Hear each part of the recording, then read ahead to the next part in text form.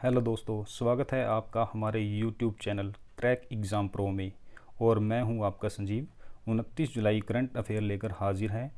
तो शुरू करते हैं आज के इम्पोर्टेंट पॉइंट के साथ। तो हमारा फर्स्ट क्वेश्चन है, अमेरिका ने हाल ही में भारत के टीकाकरण कार्यक्रम यानी कोविड-19 वैक्सीन प्रोग्राम में सहायता के तौर पर कितने करोड़ डॉलर की मदद की घोषणा की है? A option 5.5 crore dollar, B option है 3.5 crore dollar, C 2.5 crore dollar, D 4.5 crore dollar. तो आंसर बनता है सी 2.5 करोड़ डॉलर। अमेरिका में 28 जुलाई 2021 को भारत के टीकाकरण कार्यक्रम प्रोग्राम में सहायता के तौर पर 2.5 करोड़ डॉलर की मदद की घोषणा की। 2 दिन के दौरे पर आए अमेरिकी विदेश मंत्री एंटनी ब्लिंकेन ने कहा कि यह फंडिंग भारत में वैक्सीन की सप्लाई ट्रेन को मजबूती देकर लोगों की जान बचाने का काम करेगी। साथ ही इसके जरिए दक्षिण को लेकर फैलाए जा रहे भ्रम, हिचकिचाहट को दूर करने में और स्वास्थ्य कर्मियों की मदद में सहायक सिद्ध होगी। अगला क्वेश्चन है हमारा, दूसरा क्वेश्चन है, अंतर्राष्ट्रीय बाघ दिवस यानी कि इंटरनेशनल टाइगर डे निम्नलिखित में से किस दिन मनाया जाता है? तो ए 10 जनवरी, बी 12 अप्रैल, सी 25 अगस्त और डी 29 जुलाई। विश्व में हर साल 29 जुलाई को अंतर्राष्ट्रीय बाघ दिवस के रूप में मनाया जाता है। किस दिन दोस्तों? 29 जुलाई को अंतर्राष्ट्रीय बाघ दिवस के रूप में मनाया जाता है। यह दिवस जागरूकता दिवस के तौर पर भी मनाया जाता है। विश्व में बाघों की लगभग 70% आबादी भारत में रहती है। तो भारत देश में 2967 बाघ हैं दोस्तों, जबकि दुनिया में केवल 3900 बाघ ही बचे हैं। विश्व में भारत के अतिरिक्त बांग्लादेश, भूटान, कंबोडिया, चीन, इंडोनेशिया, लाओ, पीडीआर, मलेशिया और म्यांमार, नेपाल, रूस, थाईलैंड और वियतनाम में बाघ पाए जाते हैं। तीसरा क्वेश्चन है कि हाल ही में दिल्ली की किस युवा खिलाड़ी ने शतरंज का खिताब जीता है? तो A option Komal Agarwal, B Vantika Agarwal, C Sonam Agnihotri और डी प्रियंका सचदेवा। तो इसका आंसर बनता है बी वंतिका अग्रवाल। इनके बारे में डिस्कशन करना चाहूँगा, बताना चाहूँगा आप सभी को कि दिल्ली की युवा खिलाड़ी वंतिका अग्रवाल ने राष्ट्रीय महिला ऑनलाइन शतरंज का खिताब जीत लिया है। उन्होंने 11 राउंड से 9.5 अंक हासिल किए। तमिलनाडु की श्रीजा शेषाद्री ने 8.5 अंकों के साथ इस प्रतियोगिता में तीसरा स्थान हासिल किया। महाराष्ट्र की सौम्या स्वामीनाथन और तमिलनाडु की ओर से वैशाली क्रम में चौथे और 5वें स्थान पर रही। जूनियर ओपन वर्ग में तमिलनाडु के वी.एन. राहुल ने 9.5 अंकों के साथ पहला स्थान हासिल किया है।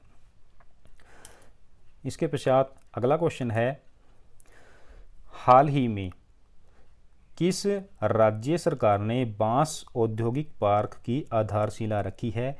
ए बिहार, बी पंजाब, सी दिल्ली और डी असम। तो आंसर है इसका डी असम सरकार।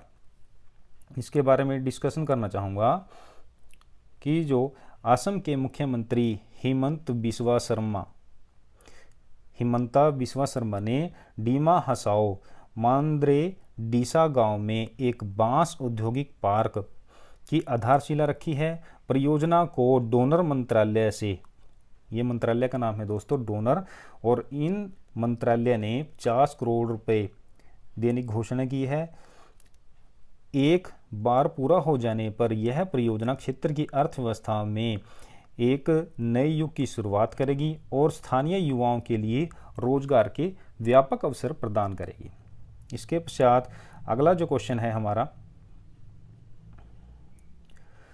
क्वेश्चन है कि भारत की प्रियंका मलिक ने, कौन है, प्रियंका मलिक खिलाड़ी हैं, उन्होंने हंगरी में आयोजित विश्व कैडेट कुश्ती चैंपियनशिप में निम्न में से कौन सा पदक हासिल किया है?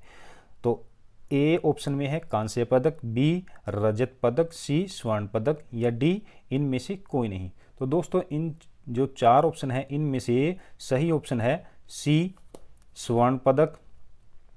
इनके बारे में बताना चाहूँगा कि भारत की प्रिया मलिक ने हंगरी में आयोजित विश्व कैडेट कुश्ती चैंपियनशिप में स्वर्ण पदक हासिल किया। उन्होंने महिलाओं के 73 किलोग्राम भार वर्ग में स्वर्ण पदक जीतकर वर्ष 2019 में इन्होंने पुणे में आयोजित खेलो इंडिया खेलों में उन्होंने स्वर्ण पदक जीता था और फिर बाद में उन्होंने दिल्ली में आयोजित 17वें स्कूल खेलों में स्वर्ण पदक जीता। प्रिया मलिक अपने 2024 में जो आने वाला समय जो है 2024 है, तो ये पेरिस में ओलंपिक होने वाले हैं। तो उस ओलंपिक में प्रिया मलिक ने कहा है कि वह भारत का प्रतिनिधित्व करने में सक्षम हो सकती हैं। इसके पश्चात अगला जो क्वेश्चन है वह है कि विश्व हेपेटाइटिस दिवस निम्न में से किस दिन मनाया जाता है? ए 28 जुलाई, बी 10 जनवरी, सी 12 अप्रैल, ठीक जो डी है 21 अक्टूबर। तो इसमें सही आंसर बनता है आपका ए 28 जुलाई, जो ए ऑप्शन है। इसके बारे में बताना चाहूँगा दोस्तों कि जो विश्व हेपेटाइटिस दिवस है पूरे विश्व में 28 जुलाई को मनाया जाता है। यह दिवस लोगों में इस बीमारी की रोकथाम, परीक्षण और उपचार के बारे में जागरूकता फैलाने के लिए मनाया जाता है। हेपेटाइटिस होने पर शरीर में कई तरह की अन्य दिक्कतों का भी कारण बनती है। हाल ही में आए विश्व स्वास्थ्य संगठन की रिपोर्ट के मुताबिक पुरुषों में, स्त्रियों की अपेक्षा पुरुषों में हेपेटाइटिस का असर उनकी फर्टिलिटी पर पड़ता है। तो इसके पश्चात हमारा अगला जो क्वेश्चन है वो आपके सामने है। अमेरिका में चीन के नए राजदूत के रूप में निम्न में से किसे नियुक्त किया गया है? तो पहला जो ऑप्शन है आपके सामने किन गोंग, बी है अली गेमिंग, सी हाओ यांकी, डी नोंग रोंग। तो इसका आंसर बनता है किंग गोंग। इनके बारे में बताना चाहूँगा कि जो किंग गोंग है अमेरिका में चीन के नए राजदूत के तौर पर किंग गोंग को नियुक्त किया गया है। नाम है इनका किंग गोंग और ये चीन के रहने वाले हैं। किंग ने चीन और अमेरिका के बीच बेहतर संबंध बहाली को लेकर आश्वासन दिया है। उन्होंने अपनी तरफ से विचार बताए हैं और कहा है कि मैं अमेरिका के लिए कामना करता हूं क्या कि इसे जल्द ही महामारी से मुक्ति मिल जाएगी। किंग 2006 और 2014 में चीन के विदेश मंत्रालय में प्रवक्ता की भूमिका निभा चुके हैं। अमेरिका में किन 11वें चीनी राजदूत के तौर पे नियुक्त हुए हैं।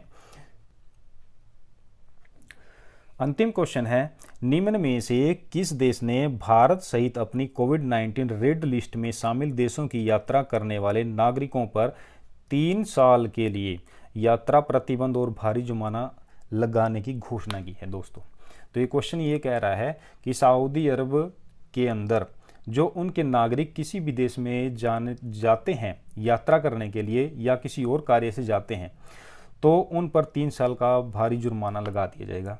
तो ऐसा कौन सा वो देश है जिसने यह जुर्माना लगाने की घोषणा की है? तो शायद आपने सुना होगा, मैंने क्वेश्चन में ही इसका आंसर बता दिया है। चलो फिर भी अगर किसी ने ध्यान नहीं दिया होगा तो सुन लीजिए।